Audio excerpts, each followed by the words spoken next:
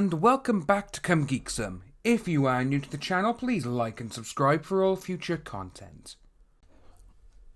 Oh boy, do we have a few doozies for you today in this video. It will probably run a little bit longer than my normal videos, but that's because we actually have a private conversation that was actually put out with Ron Toye. And Ron Toye's actually said he's fine for this to go out and to be on YouTube and everything else. So we're going to jump into it straight away because there's quite a few messages here. So we're going to kick off from the top. So the first one is, we will be skipping over a few because they do, it's just a little bit of chit chat between the two of them, you know, like, oh, why didn't you see me when I was in Texas? Or why didn't you come and see me? And they're like, oh, I didn't see it, and you know, that sort of thing. So what we can go into it is straight away. So we got someone asking, Mr. Toye, yes, since we are talking now, do you want to give your side of things since court cases can be a bit one-sided? Sure, I'm genuinely curious. I can only speak to the divorce case files, but I would love to talk about it. Well, that's the topic. And he's there like, oh, would you like me to call you? And he goes, I personally don't care about the V, so that's fair enough. They just want to get a lot of other things. Understandable, no, I have a speech impediment, so speaking on the phone makes me uncomfortable. Makes sense, would you like to meet in person? Why not just tell me your side right here? Sure, I don't mind. And yes, I would like to meet you in person. He even said at the very beginning, like, he's like, oh, why didn't you meet me? And he's like, oh, would you like me to come and meet you? And I was like, oh, there we go. So, when it's going to kick off, and it was quite a long tweet that he actually sent, a message, not a tweet. And it starts off with, I was a tyrant. Those documents show that I was part of the problem. I had horrible anger issues. I used anger to control and manipulate everyone in my life. I won't make an excuse or try to justify my actions. I should not have treated those ladies that way. If I meet the younger me, I would want to kick his ass. I speak up for ladies' rights because I was a part of the problem. I feel every lady, including my ex-wives, should feel free to speak out and talk about abuse or issues. My ex-wife and I are now amazing friends. I have custody of my son I have since May of 2018. Seen my emotional development over the past 6+ years, and that's why she is one of my biggest supporters. I can't change what I did in the past, but I could change the man I was to become. I went to anger management for a year. And I am still in counselling. I read 1 to 2 books per week on personal development, leadership and emotional intelligence. I believe people deserve a second chance when they make zero excuses, own up to their stuff and make the daily effort to change. We fought to keep everything public knowing this stuff would come out. My legal team knew about this stuff from day one. His ex wrote a letter detailing her feelings about me and my change. How far I've come and how she hopes others can see this and make that step too. I was a severely abused kid. I grew up never hearing the words I love you. Emotions were not shown in the house. Only anger. I missed days of school because I was beaten and had marks covering my face and body. That left a mark on my soul and I allowed to dictate how I treated others. I allowed it to be my excuse as to why I was so angry. The truth was that I wasn't angry, I was hurting. If I felt cornered, my default was aggression. That isn't any way to live. I ruined relationships and I feel horrible about that. My ex had this without telling me and I was furious. I yelled and screamed at her. I failed, to be honest. I wasn't mad, I was hurt that she didn't talk to me and the only way I found out was that she almost bled out. I told her the only reason a lady gets this, she is married and hides it, either she cheated or doesn't want to be married. I failed her. Either way, if she cheated, she should have felt safe to tell me. My behaviour made her feel different. I didn't beat her, but she saw me get into random street fights, beat up the man who was abusing my sister, and she knew my history of violence. I wore that as a badge of honour, and looking back, it's a reminder of my shame. But I have changed. The past 6 years have been amazing. I have a new life, healed past hurts with my parents, my son lives with me, and I have an amazing relationship with Monica. I am an advocate for women and their rights, and I am proud of who I am today. My ex wrote a letter. Monica's family is from Houston. Next time I am down there, I will let you know. So that's the first one there. And to be honest with you, I'm reading that and I'm like, I don't believe it. It's kind of sad to think that, because mostly when people are that kind of person, it's the same with like alcoholics, drug addicts and all this kind of thing, is that if they're once that type of person, all they need is something to happen and it's like a switch goes off and they become that person again. Let's let's move it from this subject and go on to alcoholism and drug addiction. And let's talk about James Hetfield, the lead singer of Metallica. He's been sober for 15 years because his wife said she would leave him and he would never see his kids again. So he stopped. He got sober. He got help. This weekend, they've had to cancel their Australian and New Zealand tour because Hetfield has gone back into rehab. No one knows why. Again, it could be drugs, it could be alcohol. No one knows.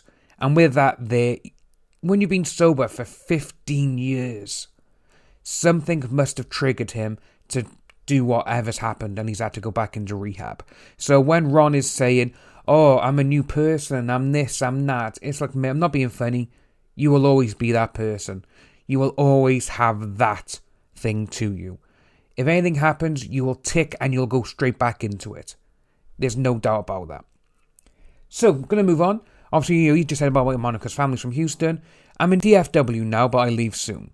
I have family in town, or I would try and meet with you. What happened to the Audi, by the way? I still have it, and my Mercedes. Can I see it?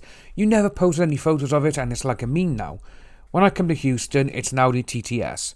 I have posted before, but I don't know where. Maybe Insta. Anyway, they're talking about cars.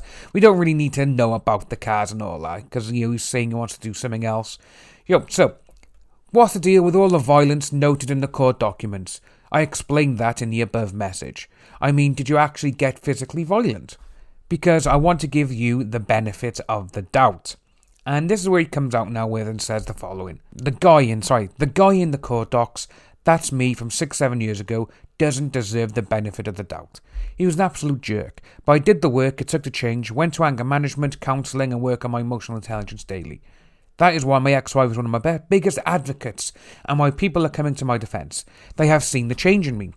I didn't try to silence them from speaking out. I still do this to this day. Never said you did. I completely understand why people would not like me after reading those documents. I could have had them sealed. I chose not to. Again, he's using that sort of thing where he's like saying, well, I could have had them sealed, but no, I don't care what people think. That's how that's coming across.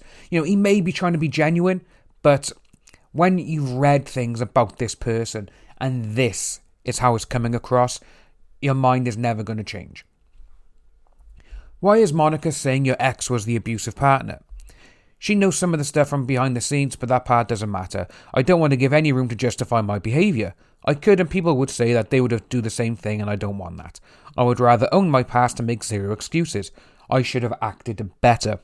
Monica has watched me continue to work towards being a better person relentlessly for years. She was upset when people were trying to use my past to define who I am today. I mean, I only asked because that characterization by her conflicts with you taking full ownership, so I just needed clarification. I answered before you asked, but see above message. So I have a question about you and Monica. Sure, what is the deal with you two apparently being perpetually engaged? Can you clarify? Yeah, okay, there's saying going on about, what's going on now about, marriage or whatever and all this kind of stuff. He says, it's a long time this has happened and, they don't really, it doesn't matter, probably when they went on holiday, this, that and the other. We don't really need to know any of that because a lot of that is just a bit like, right, okay. But what we do want to know is get into the nitty gritty, like obviously what he was talking about at the beginning with the court documents and everything else. And obviously when we've seen, we've all seen the memes, we've seen them all. So, do you want to give insight into that? I was separated from for a long time before my divorce was finalised, and I learned from my mistake. Want to explain what happened in the first marriage? Because I know from the documents it looked like you were doing everything right until the second divorce happened, and it split over into that one in 2012. I met, and 2 months later we got married. I was 20, we should never have got married. Marcy I actually loved, but I wasn't ready to be in a relationship, and she was young too. So I was honestly assuming someone was unfaithful. I am not 100% sure. I never cheated, and she didn't either, but I caught in a few major lies that typically mean a person is being unfaithful. So basically, just to be blunt, you went psycho because you thought she was cheating on you, just to get that out of the way. And, that's that's a fair way to describe it. I'm not trying to be hostile or argumentative. There's no justification for how I acted. Doesn't matter if she cheated, had an abyss behind my back and almost died or anything. Not trying to justify it, just trying to find the underlying reason. She deserved to be treated better and I could have just ended our relationship. I was immature and I needed help. Thankfully, I got it. Sorry, I'm driving right now, so maybe slow to reply. Yeah, okay.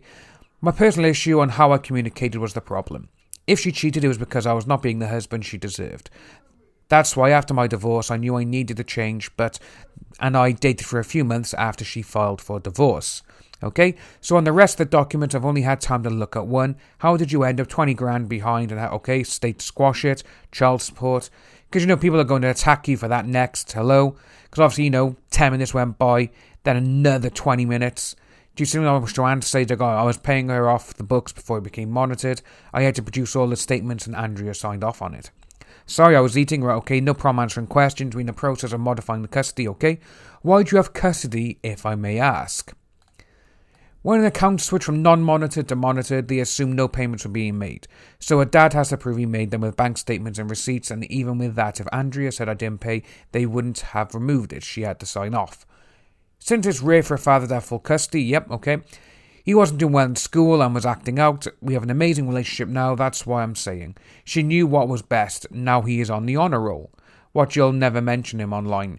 Yeah, you don't want to bring kids into this, because there is the world's a scary place. And they go on about guns and everything else then, which again, we don't really want to talk about guns. Anyway, let's move on to something else. So what is it with you and Nick Rekieta? He has been horrible for 9 months. He assumed a ton about us and made up false or slanted things to push a narrative. He attacked my fiancée and he won't apologise. He never asked or attempted to reach out to get our side. Would you go on his show if given the opportunity? After the 6th, yes. And you're aware you'll be bombarded with mean super chats that he'll be obligated to read the entire time, correct? You still there? That's fine. I have no problem with people who have opinions about me. I just am protective over Monica. But if people are civil with me, I am civil with them. If Nick wants to offer you an opportunity to come on his show, how would you want him to deliver it to you, since I assume you have him blocked? He isn't blocked. He has my contact info too. Okay, so let's switch to Kiwi Farms. Sounds good. What's your view on Kiwi Farms? My opinion can be biased because my only exposure has been the doxing. So that is what I will address, to be fair to the site.